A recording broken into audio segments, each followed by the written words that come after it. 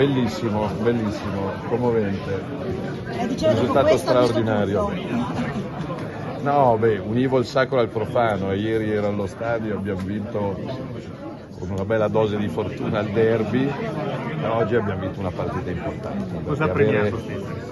La serietà, la compostezza, la concretezza, rappresenta la squadra degli amministratori della Lega, che probabilmente è unica. Ragazzi e ragazzi che non sono conosciuti alle grandi televisioni ma lavorano, mi dicevano nel suo paese Borgorico ha preso il 70% la Lega.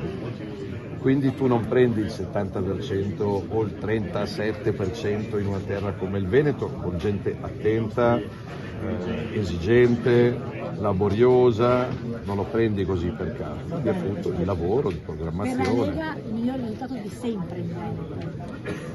Vuol dire tanta responsabilità in più domani, quindi scegliere bene, mantenere tutti gli impegni presi per dimostrare anche a chi non ha votato, e sono stati tanti, che vale la pena esserci, vale la pena scegliere, vale la pena impegnarsi, e da segretario del partito per me è una grande soddisfazione, perché scelsi Alberto quando quasi nessuno lo conosceva come commissario del Veneto, come vice segretario mio, come candidato a governatore, uno dei più giovani della storia d'Italia, e questo è un bellissimo segnale per la Lega Italiana.